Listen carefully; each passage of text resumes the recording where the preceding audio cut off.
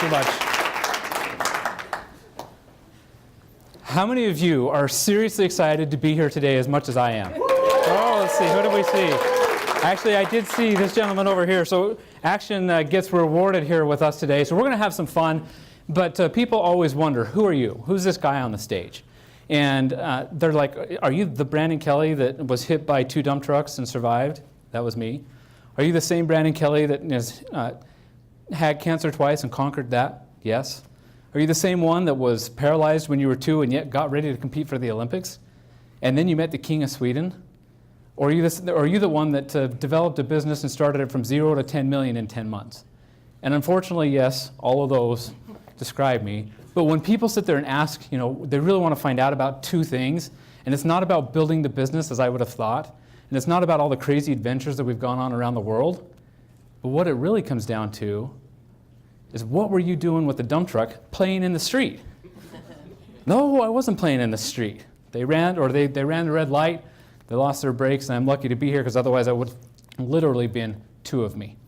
Then the second thing they ask is, what was it like to meet the King of Sweden? Pretty cool, because we're all here from America and we don't have to bow down to anybody or do any of that crazy stuff. And so they didn't teach us on the etiquette. So I was like, okay, well, yeah, we just do our thing. Well, we were over getting an award from the King of Sweden, but we were actually at the Queen of England's palace, a little place called Buckingham. I don't know if any of you guys have seen that, right? And as we were starting to look at it, we were all dressed up in our penguin suits, so I'm looking like a nice little penguin in my tuxedo, a little bow tie going on. And I realized that everything's about to kick on and go. And so how many of you have ever seen National Treasure 2 with Nicolas Cage when they're over in England? Back here, this is the first, if you guys will pass that back to the gal here. But people wonder, what was it like to meet the King of Sweden? That had to be so cool. My first couple experiences were really pretty crazy. So imagine, I'm going to set the scene for you. They've just broken into the Queen's office. They've got her desk. They're trying to get into it. And all of a sudden the guards realize the detainees are gone. And they turn on all the alarms. And they start running through and they check the certain sectors. And what happens with one of those police officers? He kicks open the door. They find a guy sitting there. Well, guess what? That's how I met the king. So I guess you could say I've really, well, we won't say that in this audience, but we can say that we've talked business with the King of Sweden and had some other fun things like that happen in life as well. But one of the greatest things that came from that event was being able to know and recognize what true customer service is, being delivered from a king or a queen, and treating each of us as if we were that king or queen and had that following of thousands upon thousands. And the ripple effect that we make will happen to go through every person that we connect with. And so yes, I am the Brandon Kelly that has had all of those things happen, but I want to take a second and talk about the 5 rings of customer service that I learned in preparing for the Olympics. But before I do that, I want to step back and help you walk through kind of some things that had happened in life. And again, when I was almost 2 years old, I was involved in an incredible accident where a drunk driver ran a red light. When they came to and had the paramedics here, they didn't even know that this little baby was in the back of the car. I was almost 2 years old. Car seats had just barely been invented. In fact, my grandparents had brought that morning to have the opportunity to be in a car seat. Had I not been in that, we wouldn't be here today. But as we looked at that, I had broken every bone on the right side of my body. I had over 25 skull fractures, 295 stitches just to put my face back together. And they said that I would never walk, I'd never talk, I'd never be a normal human being. And they went to my parents, and you know what they said? You should pull the plug. He's going to be in a wheelchair his whole life. It's not going to be worth the time or the effort. And I'm here to tell you that each of you is worth that effort. Each of us here carries that ripple effect. Each of us carries that domino effect that will carry on. Whatever we do today, as we help one person to elevate their efforts and elevate their excellence, that one thing that we do will make the difference and have that ripple effect across the entire country. Do you guys believe me in that? Let's see who's with that. Absolutely. So here I am. Have you guys ever seen Forrest Gump? Did your parents raise you right? Right on. Well, so imagine the scene. Again, I'm about 10 years old. At this point, I've been able to walk, but I walked with braces, so I had to swing, kind of walking down the hallway, always the last person picked. And I made a choice.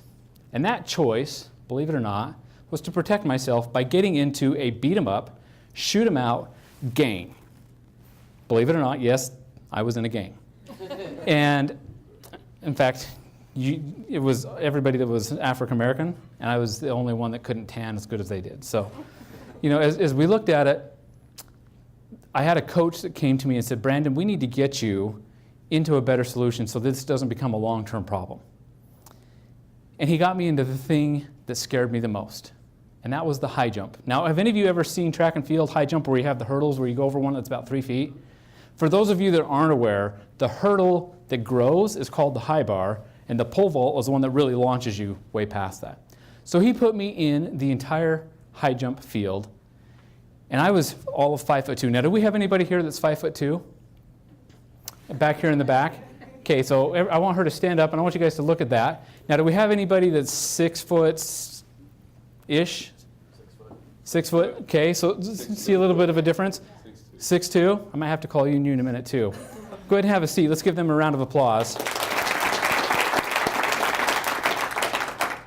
But at 5 foot tall, I was one of the shortest people in the 6th grade.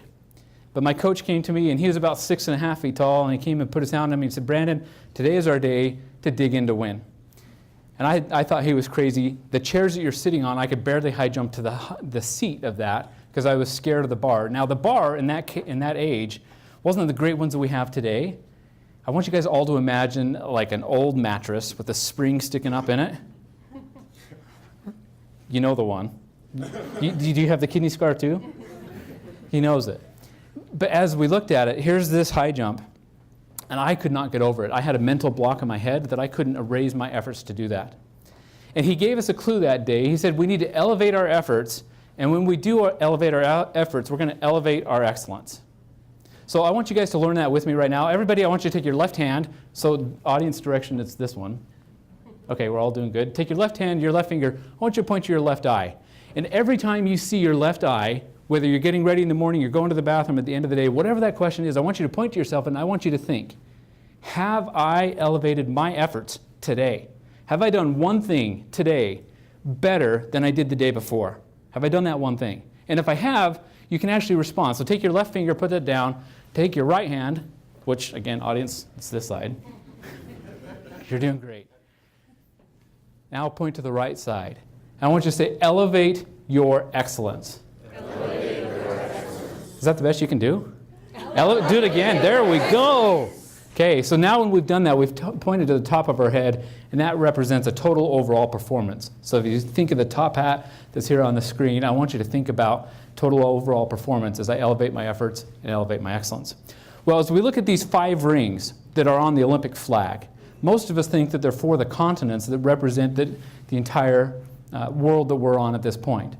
But the reality is I found a way to take those 5 rings and make your team more competitive, more excellent, and stand out above all of your competitors. Are you guys ready for that? Yes. Okay, so the first key is to hire and find a winning team. That's why all of you are here, is because each of you are winners. Do you guys believe that? If you do, I want you to put your hands up like we're raising the roof. There we go. I love it. So as we find that team, the next thing we need to do is work on our core. The core is in the store, okay? And as we look at that core, it's the team that we build around that. And what is our vision? And we take that vision again to that higher level. Now, I don't have time right now to dive into all 3 of them, but we're going to go a little bit deeper. So the third one, you would think would be your product, but you'd be wrong. The third winning ring of a winning team is knowing your competition.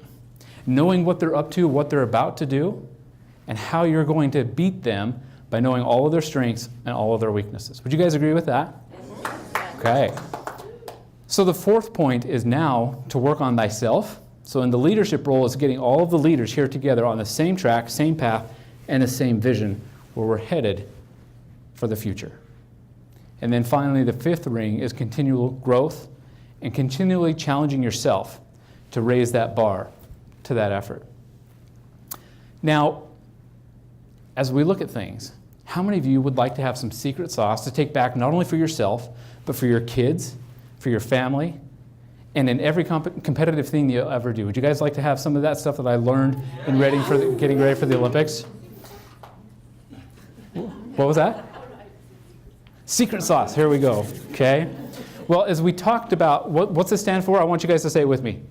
Elevate your effort. No. Oh. John, I thought you said we had the greatest people here. Now let's do this again. Elevate your efforts. Elevate your excellence. Okay. So the key to that is becoming the ACE. And that stands for always champion excellence. But where does the excellence start? Is it as a company from the top and around and a whole? Does it start with you? Yes. It starts with me. But who's the competition with every single day? Yourself. So we need to find that one thing that we can do better, that one thing that we can improve just a slight bit. And as we do that, we will have been elevating our efforts. Now, when we do that, when we've been improving ourselves, and I see our team members that are doing great, you know what that does for me? I want to be as good as them. So now all of a sudden the entire team is lifting up and performing at a level, and all your competition is looking at it and they're like, how are these guys blowing us out of the water? How are they hitting these sales quotas day in and day out? It's because we've what? Elevated our efforts, elevated our excellence. Well, I want to take you to the scene where here we are in the high jump. And again, I competed a little bit in the city level, and my friend Charmaine and I, that had both gotten out of the gang, were able to represent our school. And so we get to the school competition. It's in the biggest city in all of Wyoming. So yeah, there was only 50,000 people, which is about how many are just here with us today. But as we looked at that, imagine I was this little kid and I was 5 feet tall and I was scared. Have any of you ever had like butterflies? Okay. Well, I had butterflies on steroids. I had pterodactyls in my stomach. I was like, oh my gosh, coach, you got the wrong person. And I tried to walk off, and he put his hand on my head and turned me around and said, no, Brandon, you've got this. Remember to dig in to win, elevate your efforts, and you'll elevate all of our excellence. And I looked at that, and there was a whole line of 50 people, and I saw the high jump, and I was like, oh my gosh, are you kidding me? The highest I've ever done to my entire point in my career at this point of 3 months was 3 feet tall. So like the height of the chair that you're in right now, that's all the higher I could go. And guess what the starting height was at? 4 feet. I was like, there's no freaking way I can do this. Coach, you got the wrong person, and I started to march off again. Well, with that, the coach pushed us down to the corner, and they all of a sudden said, high jump now starting on the south end. My pterodactyls got bigger, and I backed up to the back of the line, and I let everybody go. And my friend Charmaine, he ran out and gave it his all. Now, Charmaine, he was a man's man. He was 6 foot tall in the 6th grade, 180 pounds, and he was like all pro athlete ready to go, all muscle. I mean, he looked spit and image just like you, except for he didn't have the full goatee. He could only do the mustache at that point. But as we started to look at it, he crashed the first time. He came back and he was aching and hurting, and there's no way I can do this. And I put my arm up as high as I could go, and Charmaine, we can do this. Remember, all we have to do is jump a little bit higher. All we have to do is do one thing better, and we'll be able to do this. So he took the second run and he missed it, and the third one, I give him another pep talk, and he finally cleared it on the third one, otherwise he'd be eliminated. And I kept getting to the back and the back, and finally I had to go at it. And I closed my eyes and I remembered, okay, the coach taught us to ace this, so we need to always champion our excellence, commit to the race, we need to get the right pace. So I was envisioning everything in my head. What do I need to do? And I went after it faster and faster, as fast as I could go, and I jumped. And guess what happened? I made it. But not only did I make it by a little bit, I went from 3 feet to 5 feet in one jump, not knowing that I had that power within me because I'd never been challenged. I'd never pushed myself to that higher level.